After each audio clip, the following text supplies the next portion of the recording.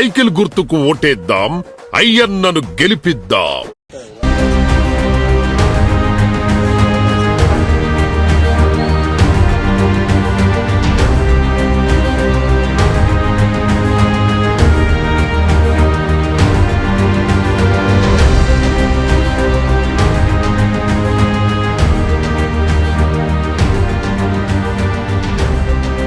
Welcome back to V news. ఎన్నికల సమయం దగ్గర పడుతున్న వేళ మాజీ మంత్రి చింతకాయల అయ్యన్న పాత్రుడు ప్రచారంలో దూకుడు పెంచారు.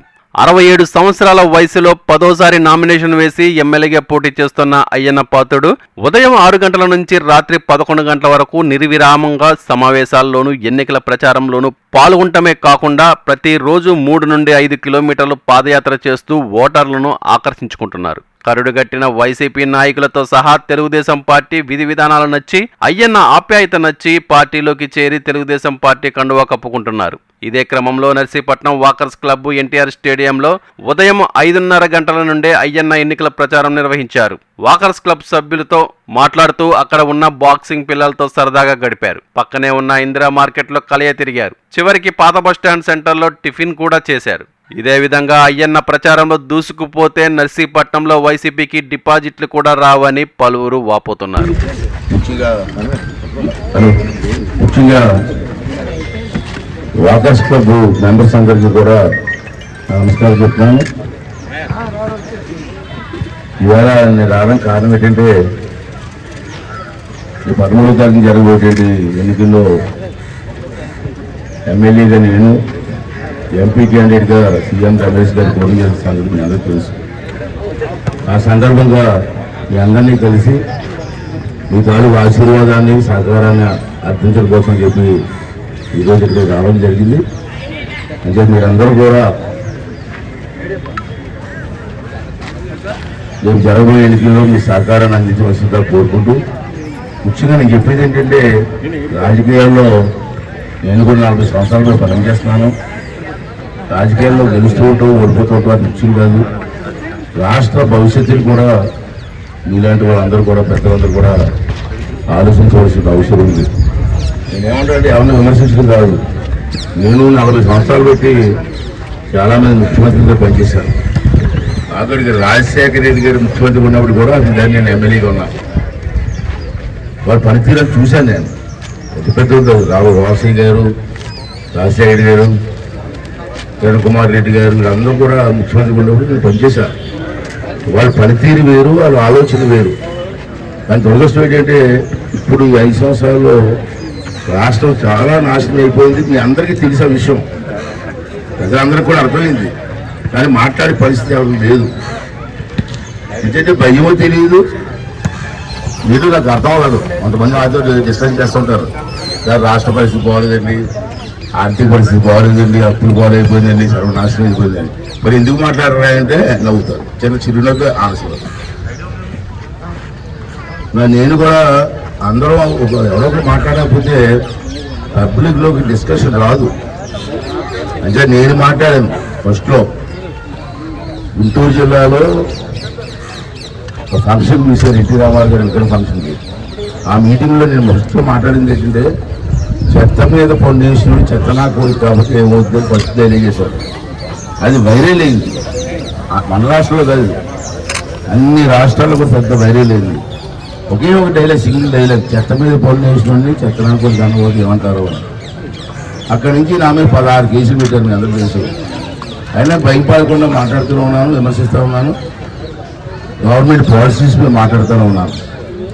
కానీ చలనం లేదు, మార్పు లేదు. అంటే మార్పు లేదు కాబట్టి, అతనిలో మార్పు లేదు కాబట్టి మనం మార్చవలసిన టైం వచ్చింది, ప్రజలు మార్చవలసిన టైం వచ్చింది. కానీ మీరందరూ కూడా అర్థం చేసుకోవాల్సినటువంటి అవసరం ఉంది. ఇలా మీ అందరికీ తెలిసి, మీరు అందరూ కూడా చదువుకున్న వాళ్ళే, రిటైర్డ్ పర్సన్స్ ఉన్నారు, చదువుకున్న వాళ్ళు ఉన్నారు, అవగాహన ఉన్న వాళ్ళు ఉన్నారు, రాజకీయం చేసిన వాళ్ళు ఉన్నారు. రాష్ట్రం భవిష్యత్తును దృష్టిలో పెట్టుకొని రేపు ఎన్నికల్లో మీరు ఓటు ఇవ్వాల్సిన అవసరం లేదు. అయినపోతే మొక్క చూసో, చంద్రబాబు నాయుడు మొక్క చూసో కాదు ఓటు ఇవ్వాల్సింది. రాష్ట్ర భవిష్యత్తుని, మన పిల్లల భవిష్యత్తుని దృష్టిలో పెట్టుకొని మనం ఓటు ఇవ్వాల్సిన పరిస్థితి వచ్చింది ఇప్పుడు. అంటే మీరు అందరూ కలిసి రేపు జరగబోయే ఎన్నికల్లో పాజిటివ్గా మీరు 10 మందిని ప్రభావితం చేయగలరు. కెపాసిటీ ఉంది ఇక్కడ వాకర్స్ క్లబ్లో అందరికీ. ఇంకా చదువుకున్న వాళ్ళు ఉన్నారు, అవగాహన ఉన్న వాళ్ళు ఉన్నారు, రాష్ట్ర పరిస్థితి కూడా తెలిసిన వాళ్ళు మీరు అందరూ ఉన్నారు. మీరు 10 మందిని ప్రభావితం చేయగలరు. నేను మీ ఓటు కోసం రాలే, ఓటు ఎలగడుగుతాను, క్యాండిడేట్కి ఎలగడుగుతాను, కానీ 10 మందిని ప్రభావితం చేయవలసిన పరిస్థితి ఉంది ఇవాళ రాష్ట్ర భవిష్యత్తు దృష్టిలో పెట్టుకొని. అంటే మీ అందరినీ వచ్చి కలిసి ఆదివారం వచ్చి కలిసి డిసైడ్ చేసి వచ్చాను నేను. అంతేగా మీరందరూ కూడా రాష్ట్ర భవిష్యత్తు దృష్టిలో పెట్టుకొని జరగబోయే ఎన్నికల్లో నాకు ఎమ్మెల్యేగా సీఎం రమేష్ గారికి ఎంపీగా గెలిపించవలసిన అవసరం ఉంది.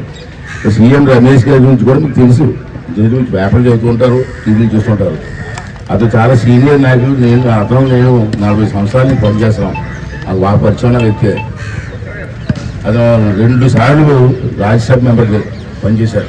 అంటే సుమారు 10 ఇయర్స్ 10 సంవత్సరాలు రాజ్యసభలో పనిచేశారు, రాజ్యసభ మెంబర్గా. మంచి అవగాహన ఉంది. ఇంకోటి ఏంటంటే నాకు నచ్చింది, నేను చంద్రబాబు నాయుడు గారు ఎలా మాట్లాడతానో మొమ్మడు నాకు తర్వాత ఇప్పుడు మొమ్మడు ఎక్కడ మాట్లాడుతున్నాను, ఉన్నది మొహమ్మద్ చెప్తున్నాను. అలాగే సీఎం రమేష్ గారు కూడా ప్రధానమంత్రి దగ్గరికి వెళ్ళి ధైర్యంగా మాట్లాడే మనస్తత్వం ఉన్న వ్యక్తి సీఎం రమేష్. పరిచయాలు అతను ఉన్నాయి, రేపోర్ట్ ఉంది అతను. అంచేత అతను అటువంటి వ్యక్తి మనకి అనకాపల్లికి ఎంపీ క్యాండిడేట్ గెలిస్తే అది ఒక ఇండస్ట్రియలిస్టు, బాగా పెద్ద ఇండస్ట్రియలిస్టు. నేను ఒకటి అడిగే నన్ను ఫస్ట్ టైం కలిసినప్పుడు నన్ను కలడానికి వచ్చారు. ఇలా సీట్ ఇస్తున్నారు బీజేపీ తరఫున, మీరు సహకరిస్తారా అంటే లేదు, పార్టీ ఏ డిసైడ్ చేసి చేస్తాను, నేను పార్టీ మీకు ఇస్తే టికెట్ ఇస్తుంది కాబట్టి చేస్తాం, కానీ నాకు చిన్న కోరిక అడిగాను. ఏంటి అన్నారు రమేష్ గారు, మీకు ఇండస్ట్రియలిస్టు ఇంకా అనుభవం ఉంది, వీలుంటే నర్సీపట్నం ప్రాంతంలో ఒక 4,000-5,000 మందికి ఉద్యోగాలు ఇచ్చి ఒక ఇండస్ట్రీ పెట్టగలరా అని అడిగాను. పెట్టగలరు, పెట్టే కెపాసిటీ ఉంది అది. అయితే పెడతాను అయ్యన్ గారు తప్పనిసరిగా మాట కూడా ఇచ్చారు. అటువంటి వ్యక్తి ఉంటే, నేను ఎమ్మెల్యేగా ఉంటే, ఎమ్మెల్యేగా ఎంపీ సహకారం కూడా చాలా అవసరం. ఎంపీకి నిధులు వస్తాయి, ప్రతి సంవత్సరం కూడా డబ్బు వస్తుంది ఎంపీకి. ఆ డబ్బు ఎమ్మెల్యేకి ఇస్తుంటారు. ఆ ఎమ్మెల్యేలు ఏమో లోకల్గా డెవలప్మెంట్కి ఖర్చు పెడుతుంటారు.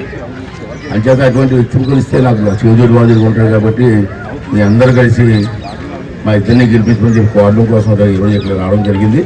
రెండో విషయం ఏంటంటే, నాకు కూడా 67 సంవత్సరాలు వచ్చేది, మీ అందరికీ తెలుసు. ఇదే నాకు ఆఖరు ఛాన్స్ అని అనుకుంటున్నాను. నేను చేయలేం కదా, ఒప్పుకోలేక చేయడం కూడా ఒప్పుకోలేదు కదా.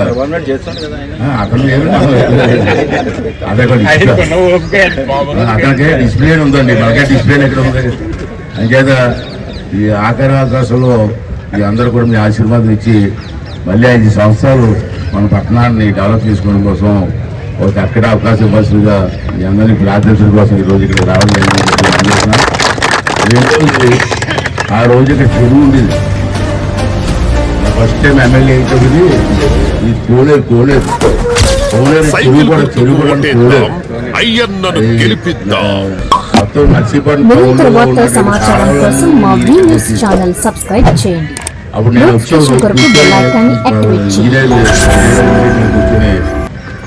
ఈ కోలేరు జుట్టు వాసన శుభ్రం దీనికి స్టేడియంకి చేస్తే ఎలా ఉంటుంది అడిగాం.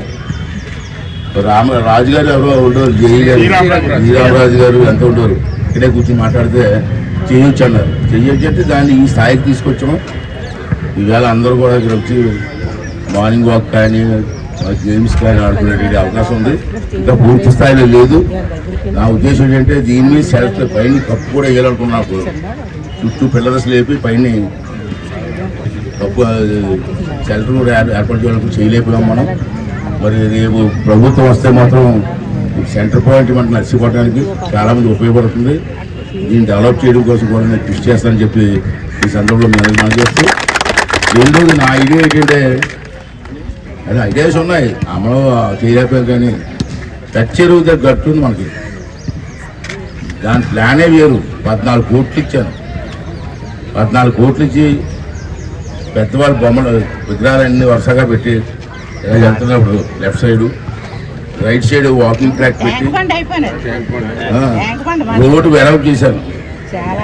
చాలా వెడల్పు చేశారు. అక్కడే కదా ట్యాంక్ ట్యాంక్ బండ్లోకి వస్తుందని చూసి ప్లాన్ చేసాం. అది రోడ్ వేసాను. ఆ విగ్రహాలకు కూడా అడ్వాన్స్ ఇచ్చాను.